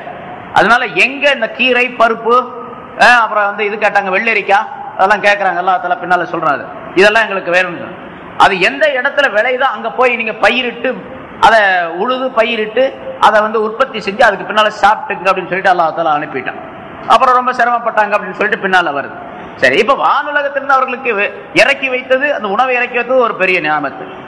அதே போன்று இப்படி பல்வேறு விதமான அந்த தீஹ் என்ற இடத்திலே தங்கி இருந்த நேரத்தில் தான் தௌராத் வேதத்தையும் அல்லாஹ் தஆலா அவர்களுக்கு அருளினார். மூசா அலைஹிஸ்ஸலாம் தூரு சீனா என்ற மலைக்கு போனாங்க, தௌராத் வேதத்தை பெற்றுக் கொண்டு வந்தார்கள். 40 நாள் நோன்பு இருந்து அப்படின்லாம் சொல்லப்பட்டு இருக்கிறது. பின்னால் அல்லாஹ் தஆலா சொல்லுவாங்க. இப்படி பல்வேறு விதமான நியாமத்துகளை அல்லாஹ் தஆலா அந்த பனி இஸ்ரவேலர்களுக்கு உலகத்திலே வேறு யாருக்கும் தராத நியாமத்துகளை அல்லாஹ் தஆலா தந்தான். சரி, அப்படிப்பட்ட நியாமத்துகளை எல்லாம் பெற்றுக்கொண்ட இந்த ஆளுங்க ஒழுங்கா அமல் செஞ்சாங்களா அப்படின்னு கேட்டா கிடையாது, இல்ல. அதனால அல்லாஹ் தஆலா முதலாக குர்ஆனுடைய முதல்ல அவருடைய சம்பவத்தை சொல்லும் பொழுது, யா பனி இஸ்ராயீல், இஸ்ராயீலுடைய மக்களே, யூதர்களே, உதுகுரு நிஅமத்தி அல்லத்தி அன்அம்து அலைக்கும், நான் உங்களுக்கு செய்திருந்த அந்த நியாமத்துகளை நினைவு கூர்ந்து பாருங்கள். இப்ப யாருக்கு சொல்றான் அல்லாஹ் தஆலா? மூசா அலைஹிஸ்ஸலாம் ஸல்லல்லாஹு அலைஹி வஸல்லம் காலத்துக்கு 2000 வருஷத்துக்கு முன்னால உள்ளவங்க. மூசா அலைஹிஸ்ஸலாம் சுமார் 2000 வருஷத்துக்கு முன்னால, 2000 வருஷத்துக்கு முன்னால இருந்த அந்த மக்களுக்கு செய்த நியாமத்துகளை ரசூலுல்லாஹ்வுடைய காலத்துல இருக்கக்கூடிய அந்த யூதர்களுக்கு சொல்லி காட்டி என்ன பிரயோஜனம்? இப்ப இவங்க என்ன சொல்லுவாங்க? எனக்கு அல்லாஹ் தஆலா கொடுத்தான், கடலை புலந்தான், மண்ணு செல்வா அனுப்பி வச்சான், எங்க தாத்தா எங்க பாட்டனாருக்கு அனுப்பி வச்சான் 2000 வருஷத்துக்கு முன்னால, அதை போய் இப்ப சொல்லி என்ன பண்றது அப்படின்னு இவங்க சொன்னாங்கன்னா, ஏன்னா யாரை பார்த்து சொல்றான் அல்லாஹ் தஆலா? இங்க ஸல்லல்லாஹு அலைஹி வஸல்லம் காலத்துல உள்ள பனி இஸ்ராயலை பார்த்து சொல்றான். அவங்க இப்படி நினைக்க கூடும், அதாவது எங்களுக்கு அல்லாஹ் தஆலா தரலையே, அதை அப்படி தந்திருந்தா நாங்க ரொம்ப வேலை செய்வோம், எங்களுடைய மூதாதையர்களுக்குள்ள இதை கொடுத்திருக்கிறான் அல்லாஹ் தஆலா என்று அவர்கள் நினைத்தால், உங்க மூதாதையர்களுக்கு செய்தது உங்களுக்கு செய்ததை போலதான். அது சாதாரணமா அரபில ஒரு பழமொழி சொல்லப்படும், ஃபஹ்ருல் ஆபாஇ ஃபஹ்ருல் அப்னா அப்படின்னு சொல்லிட்டு, தந்தையர்களுடைய பெருமை தனையர்களுடைய பெருமை தான். அதாவது முன்னோர்களுக்கு பெருமை, நம்முடைய தந்தை, தந்தையுடைய தந்தை, பாட்டன், பூட்டன் இவர்களுக்கு செய்யப்பட்ட அந்த பெருமைகள் இருக்கின்றதே, அது மக்களுக்கு கிடைத்த பெருமையை போன்றுதான் என்பதாக சாதாரணமா நாம் பார்க்கிறோம். என்னுடைய தாப்பனார், அவருடைய தாப்பனார், என்னுடைய பாட்டனார் இந்த நாட்டில் ஒரு பெரிய மனிதராக வாழ்ந்திருக்கிறார் அப்படின்னு சொன்னா, அவருடைய பேரை சொல்லியே நான் வாழ்ந்துட்டு இருக்கக்கூடிய நிலை. என்னுடைய பாட்டனார் இருந்தாரு, அவர் ரொம்ப மதிப்பு இருந்துச்சு, என்னுடைய பாட்டனார் இருந்தாரு, அவர் அப்படி இருந்தார், என்னுடைய பாட்டனார் அவர் இப்படி இருந்தார் என்று சொல்லக்கூடிய, அது முஸ்லிம்கள் மட்டுமல்ல முஸ்லிம் அல்லாத மக்களும் சொல்லிக் கொள்றாங்க. எல்லாம் மனிதன் என்றால் யாருமே அப்படித்தான் சொல்லுவார்கள். எங்களுடைய குடும்பம் இருக்கிறதுங்களா ரொம்ப சிறப்பான குடும்பம், எங்க தாப்பனாருடைய தாப்பனார் இருந்தார்களே, அவர் இந்த உலகத்திலேயே ஃபேமஸான ஆளு, அவர் போனார்னா எல்லாரும் எந்திரிச்சு நிற்பாங்க, இப்படி எல்லாம் சொல்லி பெருமைப்பட்டுக் கொள்ளக்கூடியது. அப்படி உலகத்துடைய வழக்கம் இருக்கும் பொழுது, அந்த மூதாதையர்களுக்கு செய்த ஞாபகத்தை உங்களுக்கு செய்ததை போலதான் நீங்க பெருமைப்பட வேண்டும். அப்போ உங்களுக்கு அந்த ஞாபகத்தை உங்களுக்கு செய்ததை போன்று நினைத்து நீங்க என்ன செய்யணும்? நினைவு கூர்ந்து பாருங்கள். அந்த நினைவு கூர்ந்து பாருங்கள் என்னன்னு அர்த்தம் சொன்னா, நன்றி செலுத்துங்கள் அப்படின்னு அர்த்தம். நன்றி செலுத்துங்கள் அர்த்தம் அமல் செய்யுங்கள். அமல் செய்யுங்கள் அப்படின்னு சொன்னா, நீங்க இந்த முஹம்மது ஸல்லல்லாஹு அலைஹி வஸல்லம் கொண்டு ஈமான் கொள்ளுங்கள் கருத்து. பனி இஸ்ராயல்களே, மதீனாவிலே அரபு நாட்டிலே இருக்கக்கூடிய பனி இஸ்ராயல்களே, நீங்க என்ன செய்யணும்? உங்களுடைய மூதாதையர்களுக்கு நான் செய்திருக்கக்கூடிய அந்த ஞாபகங்களை எல்லாம் நினைத்து பார்த்து நீங்கள் நன்றி செலுத்த வேண்டும். நன்றி செலுத்துவதற்கு அடையாளம் என்னன்னு கேட்டா, மறுக்காம இந்த நபியை நீங்க ஏற்றுக்கொள்ளணும். ரசூலுல்லாஹி ஸல்லல்லாஹு அலைஹி வஸல்லம் அவர்களை ஏற்றுக்கொள்ள வேண்டும், ஈமான் கொள்ள வேண்டும், அதன்படி வாழ வேண்டும் என்பதை அல்லாஹ் தஆலா இங்கே சுருக்கமாக சொல்லி காட்டுகின்றான். இங்கே பனி இஸ்ரவேலர்களுக்கு செய்த ஞாபகங்களை அல்லாஹ் தஆலா சொல்லி காட்டுகின்றான். இந்த ஆயத்தின் மூலமாக அவர்களுக்கு மட்டும் உணர்வூட்டுவதல்ல, உலகத்தில் உள்ள எல்லா மனிதர்களுக்கும் ஒட்டுமொத்தமாக அல்லாஹ் தஆலா சொல்லி காட்டுகின்றான். நான் செய்திருக்கக்கூடிய ஞாபகங்களை மனிதர்களை நீங்கள் எல்லாம் நினைத்து பாருங்கள் அப்படின்னு சொல்றத போல இருக்குது. நாம எல்லாம் நினைச்சு பார்க்கணும். அப்ப அந்த காலத்தில் உள்ளவங்க நினைச்சாங்க, அதே போல நாமும் நினைச்சு, இதுக்கு பின்னால் வரக்கூடிய கியாமத் நாள் வரைக்கும் வரக்கூடிய எல்லா மனிதர்களும் அல்லாஹ் செய்திருக்கக்கூடிய ஞாபகங்களை ஒவ்வொரு நேரமும் நினைத்து பார்க்க வேண்டும். எவ்வளவு ஞாபகங்கள் அல்லாஹ் தஆலா நமக்கு செஞ்சுட்டு இருக்கோம். நிறைய முன்னால சொல்ல நம்ம நிறைய மனிதன் என்ற அடிப்படையில் அல்லாஹ் எவ்வளவு பெரிய பாக்கியத்தை மனுஷனுக்கு தந்திருக்கிறான். எந்த பொருளுக்கும் எந்த ஜீவராசிக்கும் தராத அற்புதமான பாக்கியங்களை எல்லாம் மனிதனுக்கு அல்லாஹ் தஆலா தந்திருக்கிறான். இதை நாம் ஒவ்வொருவருமே நினைத்து பார்க்க வேண்டும் என்பதாக அல்லாஹ் தஆலா இங்கே கட்டளை இடுகின்றான். அதனால பொதுவாக சொல்லப்படும், அல்லாஹ் அருளி இருக்கக்கூடிய ஞாபகங்கள், மனிதனுக்கு செய்திருக்கக்கூடிய ஞாபகங்கள் 3 வகை. எல்லாமே அல்லாஹ் தான் செய்யறான், இருந்தாலும் சில காரண காரியங்களை வைத்து 3 வகையாக பகுக்கப்படுகின்றது, பிரிக்கப்படுகின்றது. ஒன்று, அல்லாஹ்வுடன் தொடர்பு கொண்ட வேறு யாருக்கும் சம்பந்தம் இல்லாத ஒரு வகையான ஞாபகம். அது மனிதனை அல்லாஹ் தஆலா உண்டாக்கியது. மனிதனை நம்மளை இன்சானை படைச்சது. இந்த படைத்தல் என்பது அல்லாஹ்வை தவிர வேற யாருக்கும் சொந்தமானது. மனிதனை மனிதனாக படைத்தது அல்லாஹ்வுக்கே சொந்தம். அது அல்லாஹ்வுடைய பெரிய ஞாபகத்தாகும். அல்லாஹ் மனிதனுக்கு வழங்கி இருக்கக்கூடிய பெரிய ஞாபகம். இப்ப என்ன அல்லாஹ் தஆலா ஒரு பூச்சியா படைச்சிருந்தான்னு வச்சுங்க, ஒரு புழுவா, ஒரு கொசுவா, ஒரு ஈயா, ஒரு ஆடா மாடா படைச்சிருந்தான்னு வச்சுங்க, அவனுடைய நாட்டப்படி இவ்வளவு பெரிய ஞாபகத்தை எனக்கு கிடைக்குமா? இது மாதிரி ஒவ்வொரு மனிதனும் சிந்திச்சு பார்க்கணும். என்னை வேறொரு பொருளாக படைக்காமல், வேறொரு ஹைவானாக மிருகமாக படைக்காமல் மனிதனாக படைத்தது. சரி, மலக்காக படைக்காமல், மலக்காக கூட படைச்சது பெருமை அல்ல, மலக்கா படைக்கிறது கூட பெருமை அல்ல, மனிதனா படைச்சதுதான் பெருமை. நம்மளால சொல்லி இருக்கிறது, மலக்கை விட மனிதன் மிக மிக உயர்ந்தவன், ரொம்ப உயர்ந்தவன். அதனாலதான் மனுஷனை படைச்சு மலக்க சஜிதா செய்யுமாறு அல்லாஹ் தஆலா சொன்னான். ஆதம் அலைஹிஸ்ஸலாத்துக்கு சஜிதா செஞ்சது அது நமக்கு கிடைத்த பெருமை. ஆதமுக்கு மட்டுமல்ல பெருமை அல்ல, நமக்கும் கிடைத்த பெருமை. நாம் முன்னால சொன்னது போல ஃபஹ்ருல் ஆபாஇ ஃபஹ்ருல் அப்னா, தந்தைக்கு கிடைத்த பெருமை தனையர்களுக்கு கிடைத்த பெருமையை போல் நமக்கு கிடைச்ச பெருமை. இந்த பெருமை வேற இன்சானை தவிர வேற யாருக்கும் கிடைக்கல. அப்படி ஈஜாதுல் இன்சான், மனிதனை உற்பத்தி செய்தது என்பது அல்லாஹ்வுடைய நியாமத்து. அந்த நியாமத்தை வேற யாரும் சம்பந்தப்படுத்த முடியாது, சம்பந்தப்பட முடியாது. அவன் தான் செய்யணும், அவன் தான் செய்யணும், வேற யாரும் செய்ய முடியாது. அதே போன்று மனிதனுக்கு கொடுக்கப்படக்கூடிய உணவு வகைகள், மனிதன் இந்த உலகத்தில் வாழ்வதற்காக வேண்டி என்னென்ன தேவைகள் இருக்கிற அந்த தேவைகளை எல்லாம் கொடுப்பது அல்லாஹ் தஆலாவுடைய பொறுப்பு, அல்லாஹ்விடத்தில் உள்ளது, அவனுடைய தனிப்பட்ட நியாமத்தாகும். இது அல்லாஹ் மட்டுமே சம்பந்தப்படக்கூடிய ஒரு வித நியாமத். இரண்டாவது நியாமத்து மற்றவர்களின் மூலமாக மனிதர்களுக்கு கிடைக்கக்கூடிய நியாமத். இது அல்லாஹ் தான் செய்யறான். அசல்ல அந்த நியாமத்தை தர சொல்லி அந்த எண்ணத்தை நாட்டத்தை போடக்கூடிய அல்லாஹ் தான். ஆனா உலகத்துல வேறொரு காரணத்தை உருவாக்கி வைக்கின்றார். மற்றவரின் மூலமாக கிடைக்கக்கூடிய நியாமத், மற்றவரின் மூலமாக எனக்கு கிடைக்கக்கூடிய நியாமத்து. அது பல்வேறு விதமான நியாமத்துகள், பொருளாதாரம் மற்றும் உள்ள உதவிகள், இப்படி எத்தனையோ விதமான நியாமத்துகள் வருகின்றன. யாராவது ஒருத்தர் நமக்கு உதவி செஞ்சார் அப்படின்னு சொன்னா அது ஒரு நியாமத்து. ஒரு பணம் கொடுக்கிறாரு, அது ஒரு நியாமத்து தான். ஒரு நல்ல வழியை காட்டுறாரு, அது ஒரு நியாமத்து தான். ஏதாவது தேவைகளுக்கு உதவி செய்யறாரு, அது ஒண்ணு. நோய்வாய்ப்பட்ட நேரத்தில் எனக்கு உதவி செய்யறாரு, அது நியாமத்து தான். இப்படி பல்வேறு விதமான நியாமத்துகள் இருக்கின்றன. அந்த நேரத்தில் அந்த நியாமத்தை அந்த வேலையை செய்ய வைத்தது அல்லாஹ் என்று இருந்தாலும் கூட வேறொரு மனிதர் அதற்கு காரணமாக ஆகிவிடுகின்றார். இப்ப நமக்கு அந்த மாதிரி நேரங்களில் ரெண்டு விதமான சுக்ரு கடமையாகி போயிடுது. ரெண்டு விதமான சுக்ரியா கடமை. ஒன்று, யார் எனக்கு அந்த நியாமத்தை செய்தாரோ அவருக்கும் சுக்ரு செய்ய வேண்டும். இந்த நியாமத்தை செய்வதற்கு அசல் காரணமாக அல்லாஹ்வுக்கும் சுக்ரு செய்ய வேண்டும். ரெண்டு விதமான சுக்ரியாவுக்கு தகுதி பெற்றவர்களாக நாம் ஆகிவிடுகிறோம். ஆக மற்றவர்களின் மூலமாக கிடைக்கக்கூடிய நியாமத்து இரண்டாவது வகை. மூன்றாவது வகை நியாமத்து இருக்கின்றதே, அது நாம் செய்யக்கூடிய நல்ல வணக்க வழிபாடுகளின் காரணமாக அல்லாஹ் தஆலா தரக்கூடிய நியாமத். மனிதர்கள் ரெண்டு வகையான செயல்பாடுகளை அல்லாஹ் தஆலா அமைச்சு வச்சிருக்கான். ஒன்று நன்மை, இன்னொன்று தீமை. ஒன்று நன்மை, இன்னொன்று பாவம் அப்படின்னு சொல்லி அமைச்சு வச்சிருக்கான் அல்லாஹ் தஆலா. நன்மையையும் பாவங்களையும் அல்லாஹ் தான் உண்டாக்கி வைக்கின்றான் அப்படிங்கிற நம்பிக்கையெல்லாம் முன்னால சொல்லப்பட்டது. இப்ப அந்த நன்மைகளை செய்ய வேண்டும் என்றும் பாவங்களை செய்யக்கூடாது என்றும் விதிமுறையை அல்லாஹ் தஆலா ஏற்படுத்தி வச்சிருக்கின்றான். எதை செய்ய வேண்டும் என்று அல்லாஹ் சொல்லி இருக்கின்றானோ அதையெல்லாம் முழுமையாக ஒரு மனிதன் செய்யும் பொழுது ஏராளமான நியமத்துகள் இந்த மனிதனுக்கு வந்து சேர்ந்துவிடும். அந்த வழிபாட்டின் மூலமாக, நன்மைகளின் மூலமாக, அல்லாஹ்வுக்கு கட்டுப்பட்டு நடப்பதின் மூலமாக. எதை செய்யக்கூடாது என்று அல்லாஹ் தஆலா தடை விதித்திருக்கின்றானோ அந்த பாவங்களை எல்லாம் செய்யக்கூடிய நேரத்தில் இந்த நியமத்துகள் தடைபட்டுவிடும். அதே அல்லாஹ் தஆலா குர்ஆன்ல பரவலாக நிறைய சொல்லுகின்றான்.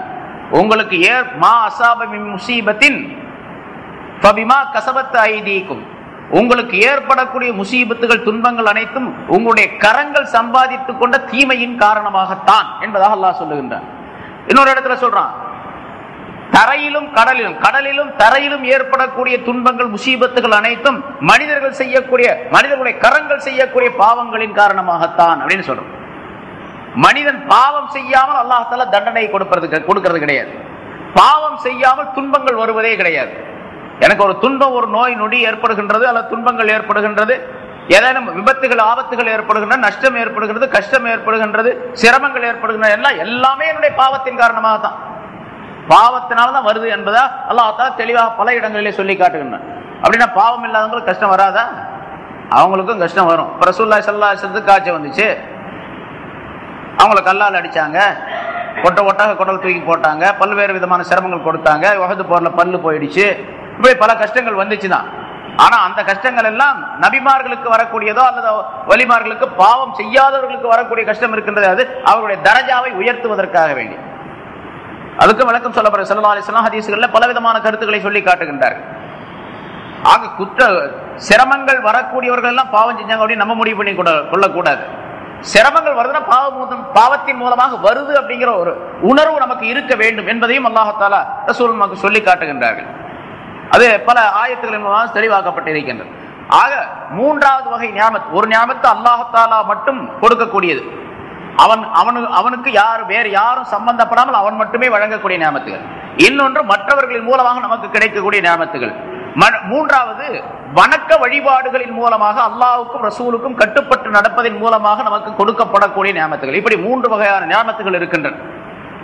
அசல்ல இந்த மூணுமே அல்லாஹ் தஆலாவுக்கு தான் சொந்தம், அல்லாஹ் தஆலாவின் புறத்திலிருந்து தான் வரக்கூடியது. இருந்தாலும் உலகத்துடைய காரண காரியங்களை வைத்து இந்த பின்னால் உள்ள ரெண்டும் வேறொரு பொருளின் மூலமாக நமக்கு கிடைக்கக்கூடிய சூழ்நிலையை அல்லாஹ் தஆலா ஏற்படுத்தி வச்சிருக்கிறார். இப்படிப்பட்ட நியாமத்துகளை பெறக்கூடிய நாம் அந்த நியாமத்துகளுக்கு நன்றி செலுத்த வேண்டும். அதை நினைவு கூர்ந்து பார்த்து நன்றி செலுத்தி அல்லாஹ்வுடைய வழிபட்ட அடியார்களாக ஆக வேண்டும் என்பதை அல்லாஹ் தஆலா பொதுவாக உலக மக்கள் அனைவருக்கும் சுட்டி காட்டுகின்றார். பனூ இஸ்ராயலுக்கு சொல்லுவதன் மூலமாக அல்லாஹ் நமக்கும் குறிப்பிடுகின்றார். ஏனென்னா அல்லாஹ் தஆலாவுடைய நியாமத்துகள் கணக்கில் அடங்காதவை. வயின் தஅது நியாமத்தல்லாஹி லா துஹ்ஸுஹா, அல்லாஹ்வுடைய ஞாபகத்தை நீங்கள் கணக்கு போட்டு பார்த்தால் அது கணக்கு போட்டு முடிக்கவே முடியாது. இவ்வளவுதான் இருக்குது, 1 2 3 அப்படின்னு 1000 2000 10,000 லட்சம் 1 கோடி 10 கோடி 1 மில்லியன் 10 மில்லியன் 1000 மில்லியன், எப்படி மில்லியன் கணக்குல பில்லியன் கணக்கு கணக்கு போட்டு முடிக்க முடியாது என்று அல்லாஹ் தஆலா சொல்லுகின்றான். அல்லாஹ்வுடைய ஞாபகத்தை நீங்கள் எண்ணி பார்த்தால் ஒன்றொன்றாக கணக்கு போட்டு பார்த்தா கணக்கு போடவே முடியாது என்று அல்லாஹ் தஆலா சொல்லி காட்டி ஏராளமான ஞாபகங்கள் பாருங்க. நம்மளாலே சொல்லியிருக்கிறேன், ஒவ்வொரு செயலும் மனிதன் செய்யக்கூடிய ஒவ்வொரு செயலும் அல்லாஹ் தஆலாவுடைய ஞாபகம். அவனுடைய நாட்டப்படிக்குத்தான் எல்லாமே நடக்குது. அவனுடைய நாட்டம் இல்லாமல் ஒரு அணுவும் அசையாது அப்படின்னு நம்ம சொல்றோம். அணுவும் அசையாதுன்னு சொன்னா நாம் செய்யக்கூடிய, நாம் நிகழ்த்தக்கூடிய, நம்மிடத்திலிருந்து வரக்கூடிய எல்லா காரியங்களும் ஒவ்வொரு அணுவும் அல்லாஹ் தஆலாவுடைய ஞாபகத்தாக ஆக்கப்பட்டு இருக்கின்றது. எப்படின்னு கேட்டா அல்லாஹ்வுடைய நாட்டம், நம்ம இப்படி எல்லாம் இருப்போம் அப்படிங்கிறது அல்லாஹ் தஆலாவுடைய நாட்டத்தை சேர்ந்தது. அந்த நாட்டத்தை அல்லாஹ் தஆலா ஒட்டுமொத்தமாக மனிதர்களுக்கு வழங்கி விடுவது கிடையாது. இப்ப உதாரணமா நான் இங்கிருந்து அந்த கதவு வரைக்கும் இங்கிருந்து நடந்து போகும் பொழுது என்னுடைய காலடிகள் ஒரு 20 காலடிகள் 20 8 வைத்து நடந்தால் அந்த கதவுக்கு போக முடியும்னு வச்சுங்க. இப்ப அல்லாஹ்வுடைய நாட்டம், நான் நடந்து செல்ல வேண்டும் என்று அல்லாஹ்வுடைய நாட்டம் என்னுடைய அந்த நடையின் மீது ஏற்பட வேண்டும். அல்லாஹ் தஆலா இந்த மனிதன் இங்கிருந்து எழுந்து 20 அடிகளை காலடிகளை வைத்து அந்த கதவு கிட்ட போய் விடுவான் அப்படின்னு ஒட்டுமொத்தமாக அல்லாஹ் தஆலா தன்னுடைய நாட்டத்தை அந்த அடி என்னுடைய அந்த நடையின் மீது போடுவது கிடையாது. பிறகு மாறாக நான் இங்கிருந்து ஒரு அடி எடுத்து வச்சேன்னா ஒரு அடிக்கு தான் அல்லாஹ் தஆலாவுடைய நாட்டம் நிகழும்.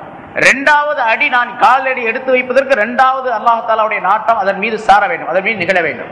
3வது அடிக்கு 3வது நாட்டம், 4வது அடிக்கு 4, இப்படி எத்தனை அடிகள் காலடி எடுத்து வைத்து போகின்றன அந்த ஒவ்வொரு அடிக்கும் அல்லாஹ் தஆலாவுடைய நாட்டம் என்னுடைய அந்த நடையின் மீது விழ வேண்டும். இல்லன்னா 10 அடி எடுத்து வச்சு அது வரைக்கும் அல்லாஹ்வுடைய நாட்டம் வந்துச்சு, 11வது காலடி எடுத்து வைக்கும்போது அல்லாஹ்வுடைய நாட்டம் இங்க சேரல, அதாவது அதோட முடிஞ்சு போச்சுன்னு வச்சுங்க என்னுடைய கதை, என்னுடைய வயசு. 11வது அடி எடுத்து வைக்கிறது காலை தூக்குன விழுந்துருவேன், முடிஞ்சு போச்சு கதை. இப்ப அந்த நாட்டம் அங்க ஏற்படல அப்படின்னு அர்த்தம். ஒட்டுமொத்தமா நாடி இருந்தா அல்லாஹ் தஆலா அப்ப என்ன நினைக்கணும், 100 அடி இவர் நடந்து போவார் அப்படின்னு நாடி இருந்தா 100 அடி வரைக்கும் அல்லாஹ்வுடைய நாட்டம், அது வரைக்கும் யாரும் என்ன எதுவும் செய்ய முடியாது அப்படின்னு அர்த்தம் வந்துடும். அப்ப இடையில இருக்கக்கூடிய அந்த காலடிகளின் மீதெல்லாம் அல்லாஹ்வுடைய அதிகாரம் கிடையாது அப்படின்னு வந்துடும். அப்படியே இல்ல, ஒவ்வொன்றுக்கும் ஒவ்வொரு வினாடிக்கும் அல்லாஹ் தஆலாவுடைய அதிகாரம், அல்லாஹ்வுடைய நாட்டம் அங்கே நாட்ட சார்ந்தது அவருடைய அதிகாரம் சாருவது அப்படின்னு அர்த்தம். இப்ப உதாரணமா ஒரு மனிதனுடைய மூச்சு, நம்முடைய மூச்சு ஒரு தடவை வெளியே வருது, இன்னொரு தடவை இழுக்கணும், உள்ளே இழுக்கக்கூடிய மூச்சு, வெளியே விடக்கூடிய மூச்சு அப்படின்னு 2 துவாரங்களை கொடுத்து ஒரு துவாரத்தில் தான் மூச்சு விடுமாறு அல்லாஹ் தஆலா வச்சிருக்காங்க. 2 துவாரத்திலையும் காத்து வராது மூக்குல, 2 துவாரத்திலிருந்து மூச்சு வர்றது கிடையாது, ஒரு துவாரத்துல தான் மூச்சு வரும். ஒரு சில நாழிகைக்கு பின்னா 2.5 நாழிகை அப்படின்னு சொல்லப்படுகின்றது. நம்ம கணக்கு போட்டு யாருமே பார்த்தது இல்லை, எப்ப மூச்சு இந்த மூக்குல வருது இந்த மூக்கு இந்த ஓட்டையில வருது அப்படின்னு யாருமே கணக்கு போட்டு இது வரைக்கும் அதை உட்கார்ந்து கவனிச்சுக்கிட்டு இருந்ததே கிடையாது. அப்படி கவனிச்சா அவரோட நாளெல்லாம் வேஸ்டா போயிடும். 2 நாழிகைக்கு ஒரு தடவை எப்படி மாறுது, இந்த மூச்சு மாறுது. அது இடைகளை பின்களை சுழிமுனை அப்படின்னு சொல்லிட்டு அந்த 3 விதமாக சொல்லப்படும். அதுக்கு வலது பக்கம் வந்துச்சுன்னா அதுக்கு இடது பக்கம் வரக்கூடிய இந்த நாசில வந்துச்சுன்னு சொன்னா அதுக்கு இடக்கலை, அது பின்களை 2 வலது பக்கம் வர்றதுக்கு. இந்த வலது பக்கத்திலிருந்து இடது பக்கத்துக்கு மாறக்கூடிய அந்த நேரத்தில் 2 மூக்குலையும் அது ஒட்டு மொத்தமா வரும். ஒரே ஒரு வினாடி நேரம், ஒரு வினாடிக்கு குறைவான நேரம் 2 துவாரத்திலையும் காத்து வரும். யாராவது எப்படியா பார்த்திருக்கீங்களா? நான் பார்த்தது இல்லை, ஏன்னா அதை உட்கார்ந்து ஆராய்ச்சி பண்றதுக்கு வேலை நேரம் இல்லை நமக்கு. அதனால 2 மூக்குலையும் ஒட்டுமொத்தமாக வரக்கூடியதுக்கு பேர் சுழிமுனை அப்படின்னு சொல்லப்படும். சுழிமுனை அப்படின்னு ஒரு பாடல்ல கூட மஸ்தான் சாஹிப் சுழிமுனை அறிந்து சுகம் பெற நாடு சுல்தான் தஸ்தகீர் அப்துல் காதிரை நாடு அப்படின்னு சொல்லிட்டு ஒரு பாடல் மஸ்தான் சாஹிப் பாடுறாரு. அது அந்த சுழிமுனைங்கிறது 2 துவாரத்திலையும், அதாவது ஒரு துவாரத்திலிருந்து மற்றொரு துவாரத்துக்கு காற்று மாறக்கூடிய நேரத்தில் 2க்கு மத்தியில ஏற்படக்கூடிய ஒரு சூழ்நிலை அப்படின்னு சொல்லப்படுகின்றது. அதெல்லாம் கிடையாது, அது வேற பேச்சு, அது நிறைய இருக்கிறது. இப்போ எதுக்காக சொன்னோம், அல்லாஹ்வுடைய நாட்டம், அல்லாஹ்வுடைய ஞாபகத்தை எவ்வளவு பெருசு அப்படிங்கிறதுக்காக வேண்டி ஒரு மணி அப்ப மூச்சு, நம்ம வெளியே ஒரு மூச்சு போகுது, உள்ள ஒரு மூச்சு இழுக்கப்படுகின்றது. இப்படி 24 மணி நேரத்தில் 24,000 மூச்சுகள் உள்ள போயிட்டு வந்துகிட்டு இருக்கு. 24,000 தடவை மூச்சு உள்ள போய் வெளியே வந்துகிட்டு இருக்குது. வெளியே விடக்கூடிய மூச்சுக்கும் அல்லாஹ்வுடைய நாட்டம் தேவை, உள்ளே இழுக்கும் பொழுதும் அல்லாஹ்வுடைய நாட்டம் தேவை. ஆமா, வெளியே விடக்கூடிய மூச்சு விடக்கூடிய நேரத்தில் அல்லாஹ்வுடைய நாட்டம் நின்று போச்சு அப்படின்னு சொன்னா மையத்தா விழுந்துருவோம், முடிஞ்சு போச்சு. அதே மாதிரி உள்ளே இழுக்கக்கூடிய நேரத்தில் அல்லாஹ்வுடைய நாட்டம் நின்று போச்சுன்னா முடிஞ்சு போச்சு, ஸ்டாப் ஆயிரும், நின்று போயிடும். இப்போ ஒவ்வொரு மூச்சுக்கும், அப்போ ஒரு மனிதன் மூச்சு விடுவதற்கு மட்டும் அல்லாஹ் தஆலா அந்த மனிதனின் மீது எத்தனை தன்னுடைய நாட்டத்தை செலுத்துகின்றான் அப்படின்னா 24,000 தடவை செலுத்துறான்னு அர்த்தம். ஒரு மனிதனுடைய மூச்சுக்கு மட்டும் அல்லாஹ் தஆலாவுடைய நாட்டம், அப்ப நான் கை அசைக்கிறது, கால் அசைக்கிறது, கண் அசைக்கிறது, பார்க்கறது, கேட்கறது, நாக்கு அசைக்கிறது, பெண்றது, எத்தனை விஷயங்கள், கோடிக்கணக்கான நிகழ்ச்சிகள் ஒவ்வொரு மனிதனுடைய உடலில் இருந்தும் நிகழ்கின்றன. அத்தனைக்கும் அல்லாஹ் தஆலாவுடைய நாட்டம் தேவை. அல்லாஹ் எவ்வளவு பெரிய நியாமத்தை நமக்கு செஞ்சுக்கிட்டு இருக்கான். அந்த நாட்டத்தை எடுத்துட்டான் அப்படின்னா என்ன ஆகும்? நாட்டம் எடுத்துட்டான். மையத்து மட்டுமல்ல, நம்ம மௌத்தாறது மட்டுமல்ல, அல்லாஹ் வந்து சில மலக்குகளின் மூலமாக மனிதர்களுக்கு பாதுகாப்பு கொடுக்கிறான். மலக்குகள் இருக்காங்க பாதுகாப்புக்காக வேண்டி. நடைக்கு பாதுகாப்பு, பார்வைக்கு பாதுகாப்பு, கேள்விக்கு பாதுகாப்பு, நாக்குக்கு பாதுகாப்பு, கைகளை அசைப்பதற்கு, கால்கள் அசைப்பதற்கு எல்லாத்துக்கும் மலக்குகளை நியமனம் செய்து இவர் நடந்து போறார், நீ பாதுகாத்துக்க அப்படின்னு சொல்லு. அல்லாஹ் தஆலாவுடைய நாட்டம் ஏற்படக்கூடிய நேரத்தில் அந்த மலக்கு தன்னுடைய பாதுகாப்பை விலக்கி கொள்ளுகின்றார். அந்த நேரத்தில் தான் இவர் விழுகிறார். கீழே விழுகிறது இருக்கிற ஒரு மனிதன் போகும்போது கல்லு தட்டி விட்டு ஏதாச்சும் ஒரு காரணம் சொல்லுவோம், வெளிப்படையான காரணம். இந்த பாயை தட்டி விட்டுருச்சுங்க, கீழே விழுந்துட்டேன், அந்த கட்டை தட்டி விட்டுருச்சு, கீழே விழுந்துட்டேன் அப்படின்னு சொல்லுவாரு. ஆனா அந்த கட்டை தட்டி விட்டதுக்கு காரணம் என்ன தெரியுமா? அல்லாஹ் தஆலாவுடைய நாட்டம் எடுக்கப்பட்டு நீக்கப்பட்டு அந்த மலக்குகளுடைய பாதுகாப்பு அங்கிருந்து அகன்று விடுவதன் காரணமாக இவருக்கு கட்டை தட்டுச்சு, கல்லு தட்டுச்சு, கீழே விழுந்தார், பல்லு உடைஞ்சு அப்படின்னு வரும். நாட்டம் அங்கிருந்து நீக்கப்பட்டு விடுங்க. இப்ப அல்லாஹ் எவ்வளவு பெரிய நியாமத்தை மனிதனுக்கு செஞ்சுக்கிட்டு இருக்கிறான். இதுல இன்னொரு கருத்து நமக்கு விளங்கணும். ஒரு மனிதனுக்கு பல கோடிக்கணக்கான நாட்டங்கள் அவன் மீது நிகழ்னா அல்லாஹ் எவ்வளவு பெரிய அறிவாளியா இருப்பான், அல்லாஹ் எவ்வளவு பெரிய சக்தி உள்ளவனா இருப்பான் அப்படிங்கிறது விளங்கணும். அல்லாஹ் எவ்வளவு பெரிய சக்தி உள்ளவனா இருப்பான்.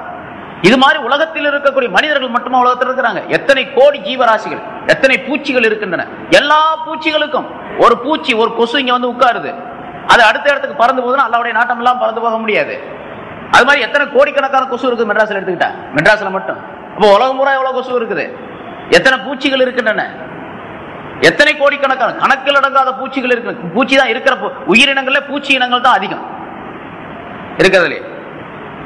அத்தனை பொருள்களின் மீதும் அல்லாஹ் தஆலாவுடைய நாட்டம் இருக்குது, அவனுடைய குதிரத்து இருக்குது அப்படின்னு சொன்னா அல்லாஹ் எவ்வளவு பெரிய குதிரத்து வாழவா இருப்பான், எவ்வளவு பெரிய அயல்புடையவனாக இருப்பான் அப்படிங்கறத நம்ம சிந்திக்க வேணும். அப்படிங்கிறதாண்டி சொல்லப்படுது. சரி, இங்க அல்லாஹ் தஆலா உதுகுரு நியாமத்தி அல்லத்தி அன்னம் தாலேக்கும், உங்களுக்கு நான் செய்திருக்கக்கூடிய நியாமத்துகளை, என்னுடைய நியாமத்தை நினைத்து பாருங்கள், நினைவு கூர்ந்து பாருங்கள், நன்றி செலுத்துங்கள் என்று அல்லாஹ் தஆலா பனி இஸ்ராயலுக்கு சொல்லுவதன் மூலமாக நமக்கும் அல்லாஹ் சொல்றான், நினைச்சு பாருங்க, கொஞ்சம் எவ்வளவு நியாமத்துகளை உங்களுக்கு தந்துகிட்டே இருக்கு அப்படின்னு நினைச்சு பாருங்க என்று அல்லாஹ் தஆலா பொதுவாக மனிதர்கள் அனைவருக்குமாக கட்டளை இடுகின்றார். சரி, அப்புறம் சொல்றான் அல்லாஹ் தஆலா, அப்படி நினைச்சு பார்த்து நீங்க என்ன பண்ண தெரியுமா? சும்மா நினைச்சுக்கிட்டே இருக்க, ஆமா ஆமா எனக்கு அல்லாஹ் கொடுக்குறான் அப்படின்னு சொல்லிக்கிட்டே இருக்கிறது இல்ல. அடுத்து அல்லாஹ் தஆலா சொல்லுங்கன்னா அமல் செய்யணும். அது எப்படி? வஅஃபு பிஅஹ்தி, என்னுடைய உடன்படிக்கையை நீங்கள் நிறைவேற்றுங்கள், என்னுடைய உடன்படிக்கையை நிறைவேற்றுங்கள். அப்படி நிறைவேற்றினால் ஊஃபி பிஅஹ்திக்கும், உங்களுக்கு நான் செய்து கொடுத்த உடன்படிக்கையை நிறைவேற்றுகின்றேன் அல்லாஹ் சொல்றான். அல்லாஹ்வுக்கு நமக்கு ஒரு உடன்படிக்கை ஏற்பட்டிருக்குது ஆரம்ப காலத்திலேயே, முன்னால சொல்லியிருக்கிறேன். அந்த உடன்படிக்கை அல்லாஹ் தஆலா இங்கே நினைவு கூறுகின்றான். அது குறிப்பாக இந்த இடத்துல பனி இஸ்ராயல்களுக்கு சொல்லி காட்டுகின்றான். உங்களுக்கு ஒரு உடன்படிக்கை செஞ்சு கொடுத்திருக்கேன், எனக்கும் உங்களுக்கு மத்தியில ஒரு உடன்படிக்கை ஏற்பட்டிருக்குது, அந்த உடன்படிக்கையை நீங்க நிறைவேற்றுங்க, நான் என்ன அதுக்கு பிரதிபலன் தரணும்னு சொன்னேன் அதை நான் உங்களுக்கு தந்துடுறேன் என்று அல்லாஹ் தஆலா சொல்லி காட்டுகின்றான். கேட்டவற்றிலிருந்து என்னென்ன கருத்துக்களை நாம் கேட்டோம், அந்த கருத்தின்படிக்கு நம்முடைய வாழ்க்கையில் அதை பயன்படுத்திக் கொள்வதற்குரிய தன்மையை நாம் உண்டாக்கிக் கொள்ள வேண்டும். அத்தகைய நல்ல பண்புகளை நம் அனைவருக்கும் அல்லாஹ் தஆலா தந்தருள்வானாக. வாஹிர் தஅவானா அல்ஹம்துலில்லாஹி ரப்பில் ஆலமீன். அல்ஹம்துலில்லாஹி ரப்பில் ஆலமீன். அல்லாஹும்ம ஸல்லி அலா சய்யிதினா முஹம்மதின் வ அலா ஆலி சய்யிதினா முஹம்மதின் வ பாரிக் வஸல்லிம் அலைஹி. ரப்பனா ஆத்தினா ஃபித் துன்யா ஹஸனத்தன் வ ஃபில் ஆখিরাতি ஹஸனத்தன் வ கினா அஸாபன்னார். وصلي وسلم على رسوله سيدنا محمد وآله وصحبه أجمعين والحمد لله رب العالمين. صلى الله على محمد.